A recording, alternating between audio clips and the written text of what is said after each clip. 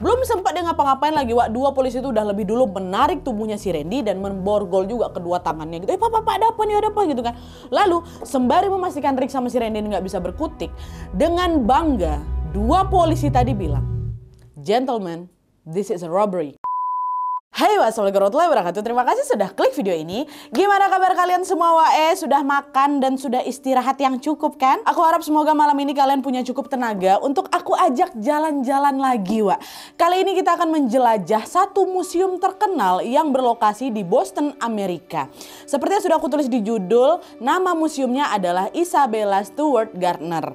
Nah, pas pertama kali dengar nama museumnya, Wak, aku tuh langsung mikir, cantik kali ya nama museumnya, ya kan? Dan pas aku ngeliat foto bangunannya, aku makin terkagum-kagum lagi karena ternyata bangunannya pun memang secantik itu, Wak. Di sana terpajang ada ribuan karya seni dari berbagai penjuru dunia dan di tengahnya ada satu taman yang sejuk kali kelihatannya, ya kan? Tapi siapa sangka kalau di tempat secantik itu ternyata pernah terjadi sebuah aksi pencurian paling fenomenal dalam sejarah dunia, Wak.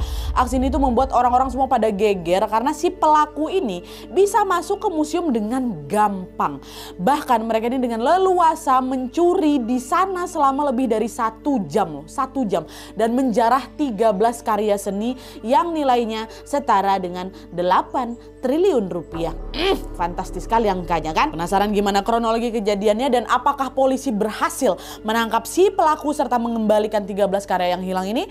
Jadi tanpa berlama-lama kita masuk aja ke ceritanya. Cikeran.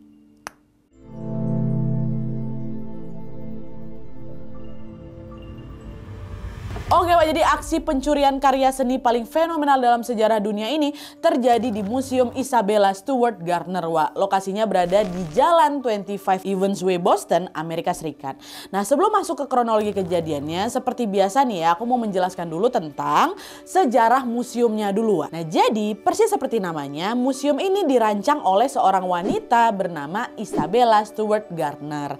Nah, Isabella ini lahir di New York di tanggal 14 April 1840. Dia adalah anak tunggal dari pasangan David Stewart dan Adelia Smith, Wak.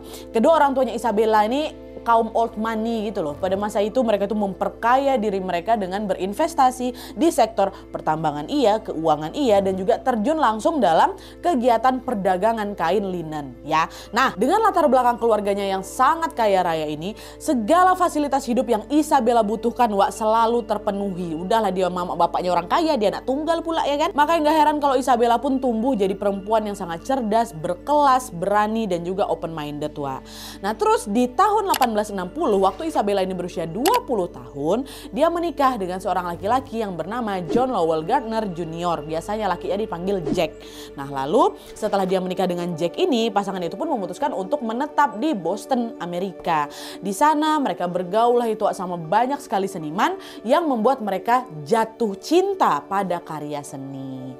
Lalu di tahun 1867 Isabella sama Jack ini ngerasa down kali, Wak, pas anak tunggal mereka meninggal di usia 2 tahun.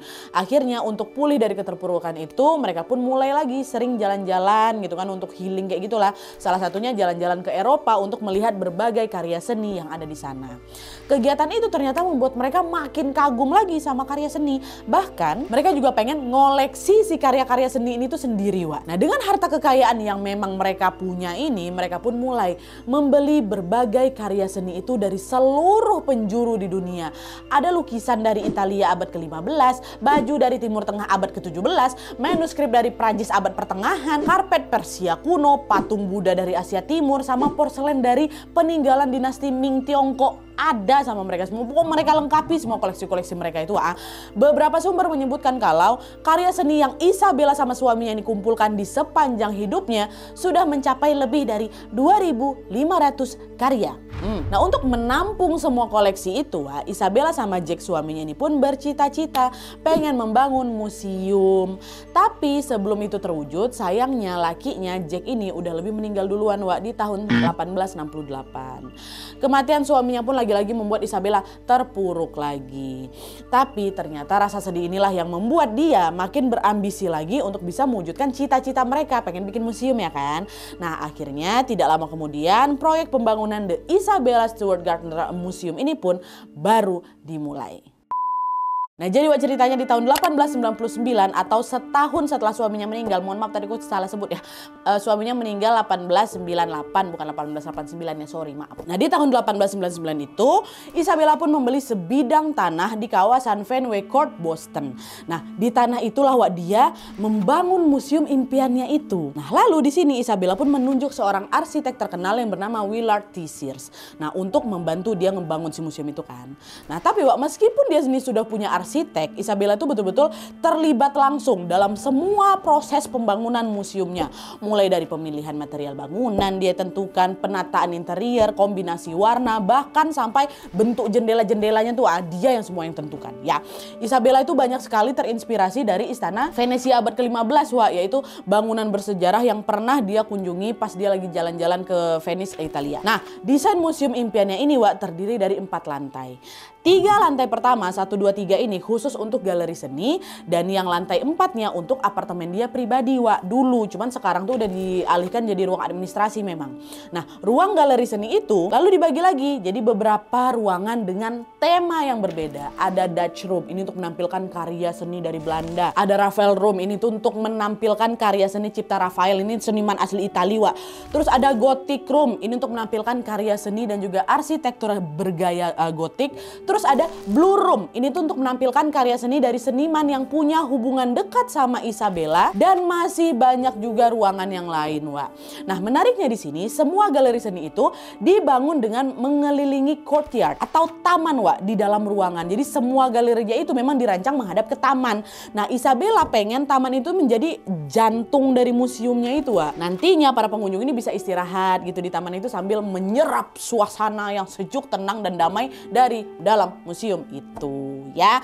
Nah, adalah tuh kan akhirnya setelah proses pembangunan itu selesai, Museum Isabella Stewart Gardner ini pun resmi dibuka untuk umum di tanggal 23 Februari 1903. Dibukanya museum itu betul-betul membuat Isabella ini senang kali, bahkan dia itu pengen museumnya itu tetap beroperasi walaupun nanti dia sudah meninggal gitu loh. Nah, lalu Isabella ini pun menulis sebuah wasiat yang berisi bahwa semua lukisan, semua patung, furniture, dan benda-benda dekoratif lainnya harus tetap dipajang di tempat yang sama seperti pada saat dia masih hidup.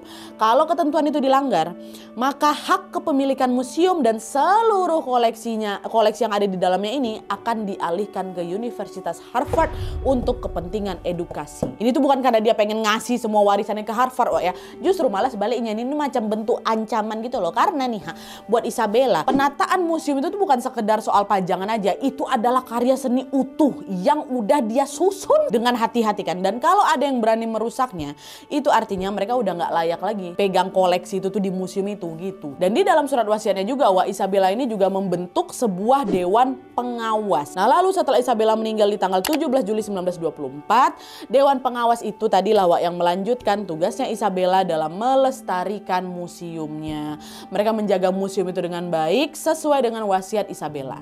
Sampai akhirnya di bulan Maret 1990, sebuah aksi pencurian yang tidak pernah mereka bayangkan tiba-tiba terjadi. Ini kita masuk ke kronologi aksi pencurian di museum indah ini, ya.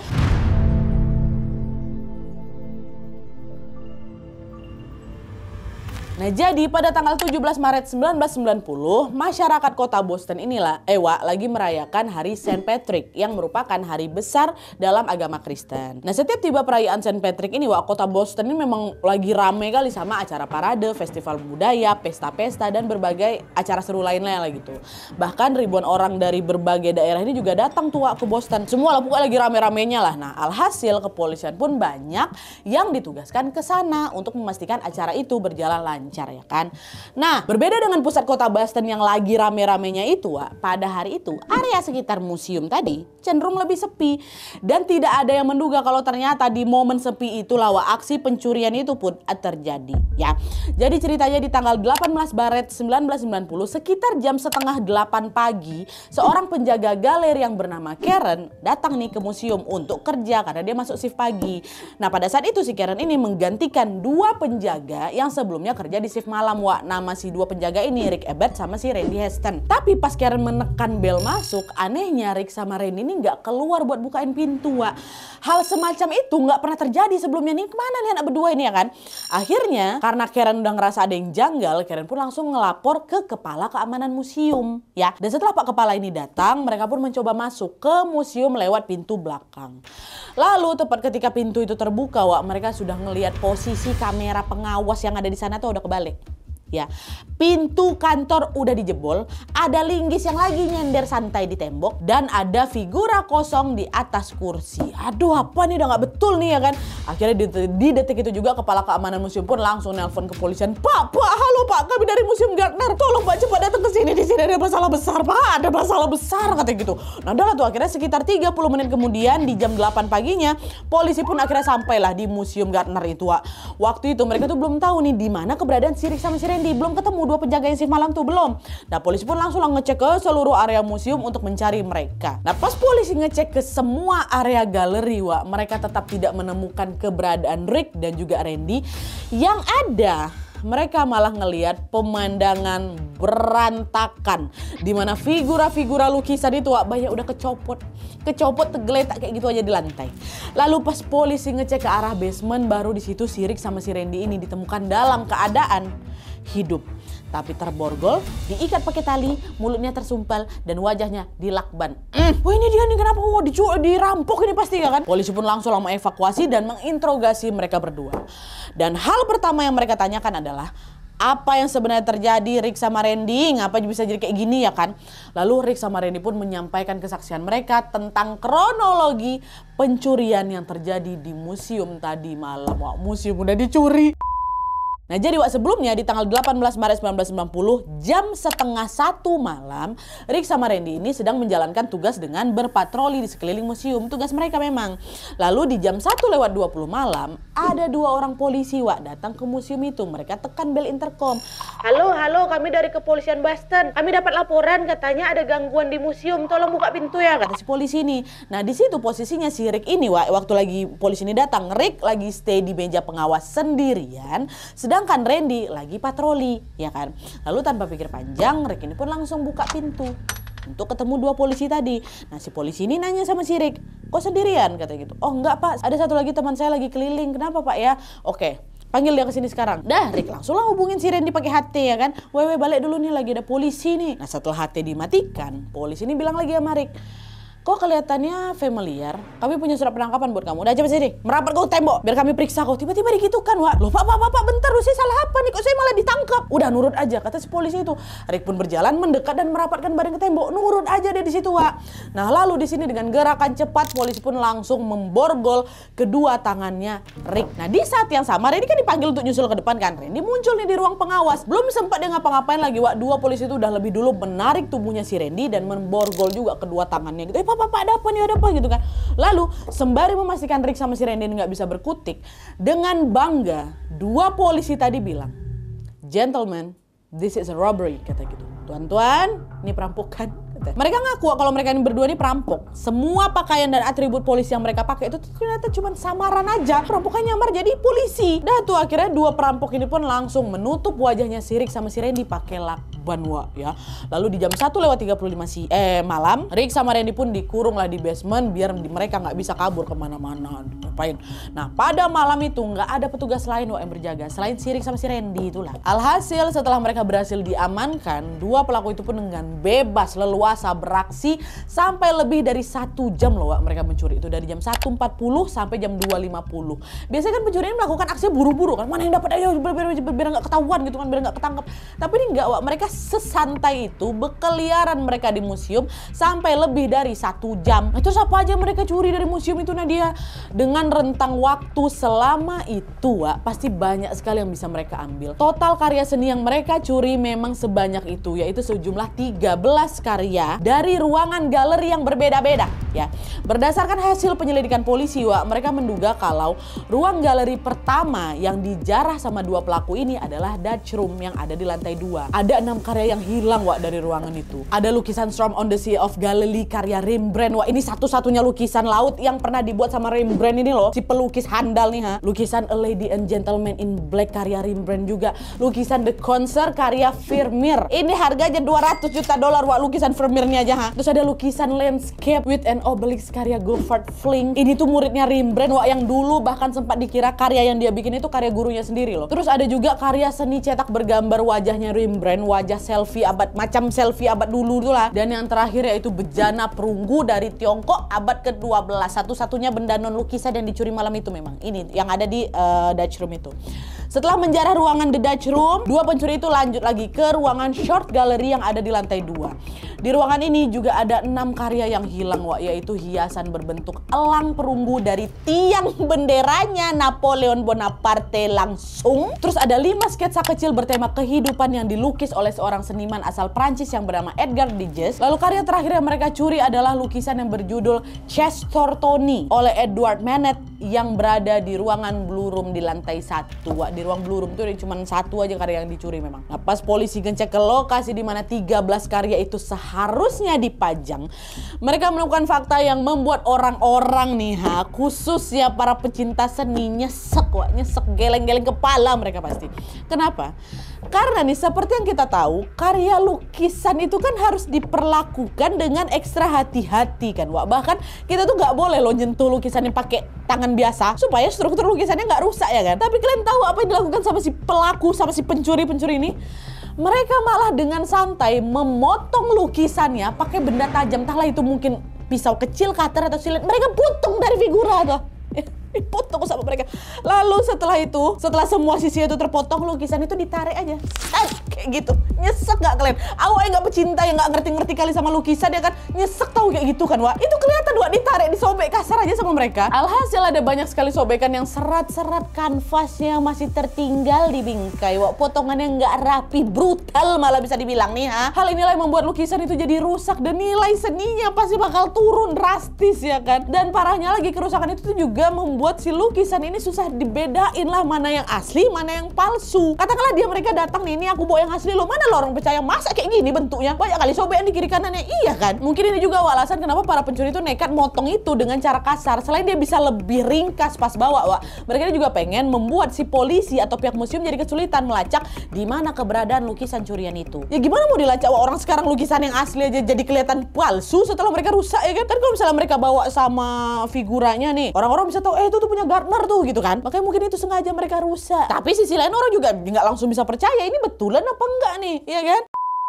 Nah, hilangnya 13 karya seni dari Museum Isabella Stewart Gardner ini, Wak, wah ya Allah, langsung menjadi berita heboh kali di kalangan masyarakat Boston.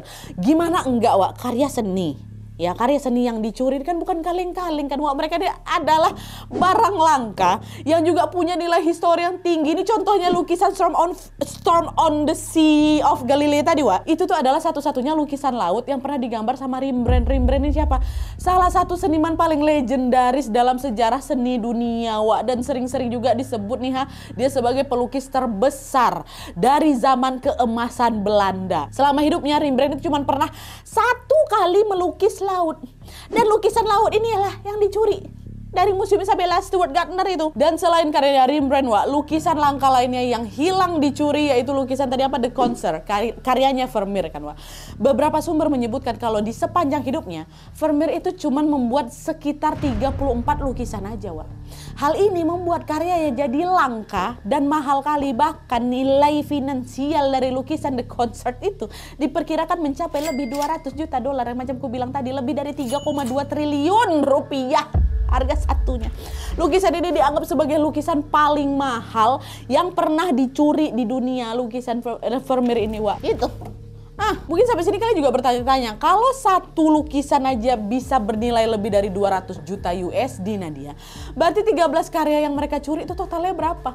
Nah, harga 200 juta USD tadi Wak adalah harga dari lukisan termahalnya ya. Sedangkan lukisan dari karya seni lainnya punya nilai finansial yang berbeda-beda. Jadi ada yang di range ratusan juta USD, ada juga yang di bawah 10 juta USD. 10 juta itu juga mahal juga ya kan. Tapi kalau di total nih semuanya 13 karya yang dicuri sama si perampok ini senilai 500 juta USD atau lebih dari 8 triliun rupiah di kurs sekarang. Fantastis sekali kan. Wah ya Allah, aku yang nyesek. Nah, besarnya kerugian akibat kejadian itu membuat aksi pencurian di Museum Isabella Stewart Gardner ini pun dianggap sebagai pencurian karya seni paling fenomenal dalam sejarah. Dan secara otomatis juga nih Wak ya, pihak kepolisian pun mendapatkan tugas besar untuk menemukan siapa pelakunya.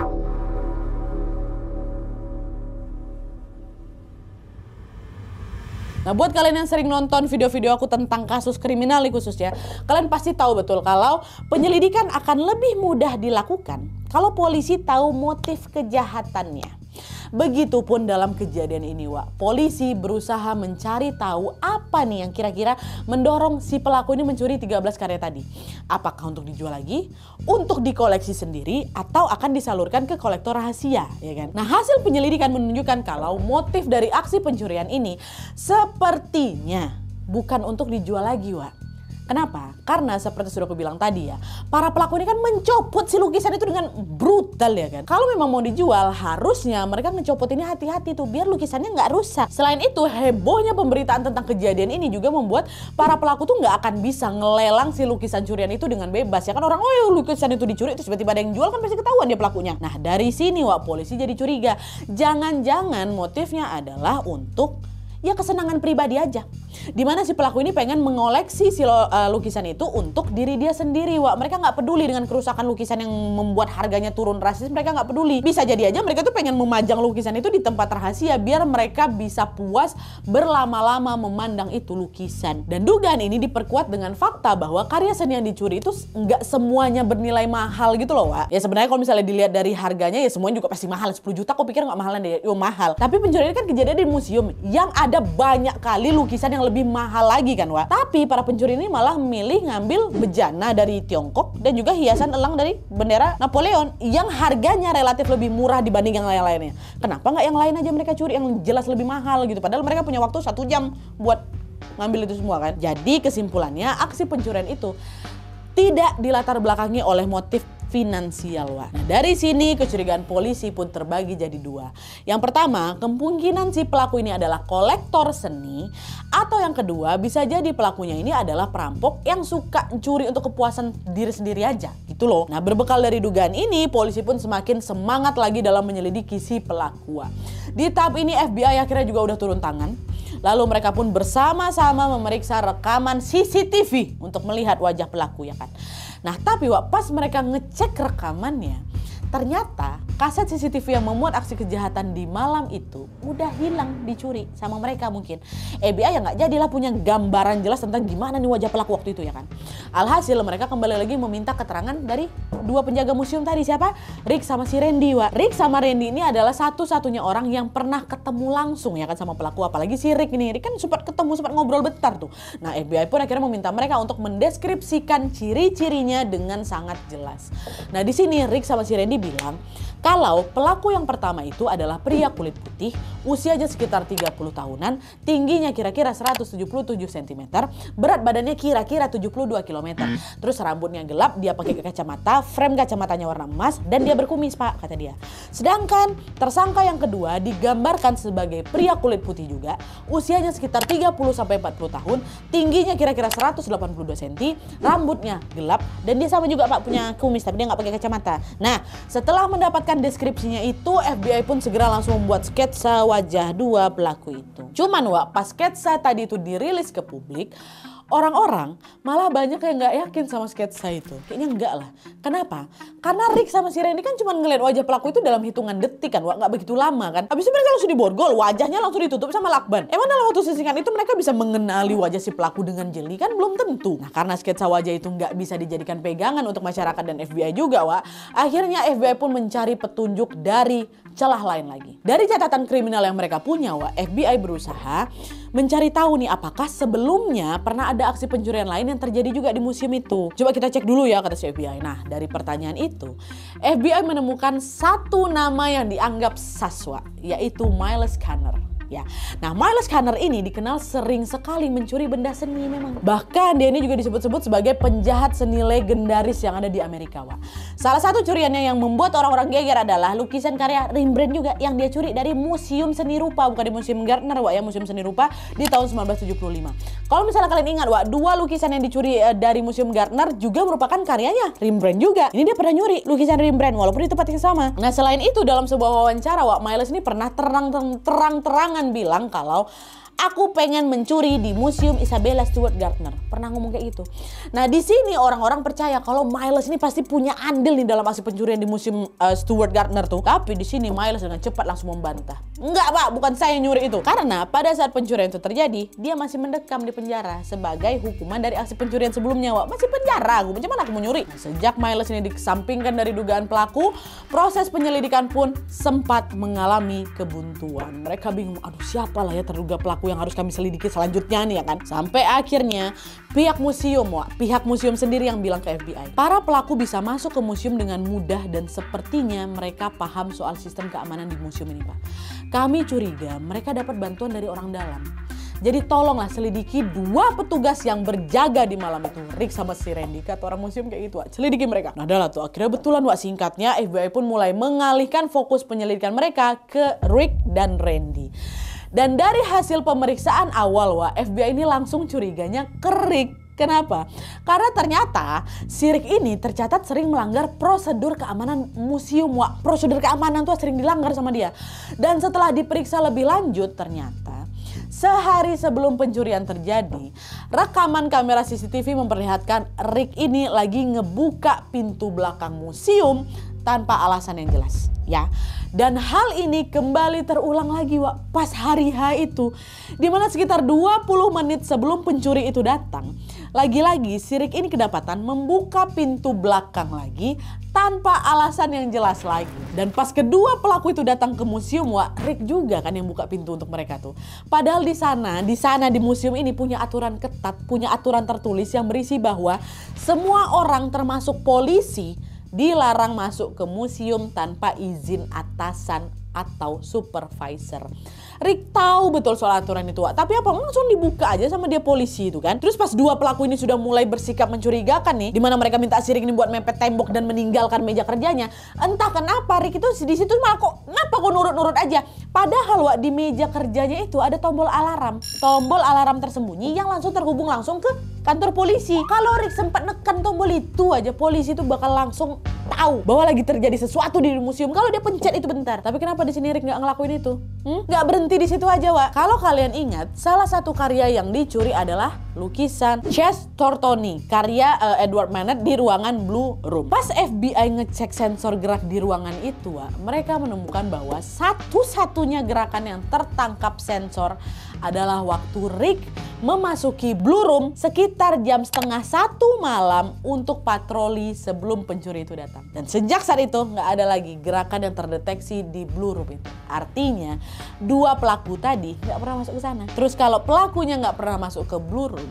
gimana cara mereka bisa mencuri karya dari ruangan Blue Room tuh? Nah, semua kejanggalan ini membuat FBI makin curiga lagi sama si Rick kan. Wah, diperiksa lah ini si Rick.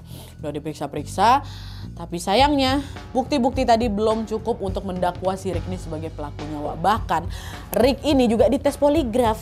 Dites poligraf, tes kejujuran kan. Hasilnya lolos dia, Wak. Nggak bohong dia. Dah, Rick pun nggak pernah dijadikan tersangka dalam kasus ini. Setelah Rick ini dikesampingkan dari terduga pelaku, Wak, lagi-lagi penyelidikan pun menemui kebuntuan lagi. Saking buntunya sampai-sampai FBI dan pihak museum ini sempat menawarkan hadiah buat siapapun yang bisa ngasih petunjuk tentang kasus ini. Kasih sayembara itu kan. Lalu selama bertahun-tahun ke depan, bertahun-tahun kemudian, FBI beberapa kali juga menerima laporan dari informan yang mengaku dia punya informasi penting nih, Wak, tentang si pelaku dan keberadaan karya yang dicuri. Cuman di sini, Wak, setiap kali FBI mau menindaklanjuti laporan tersebut, si informan ini selalu tiba-tiba hilang atau ditemukan meninggal dunia.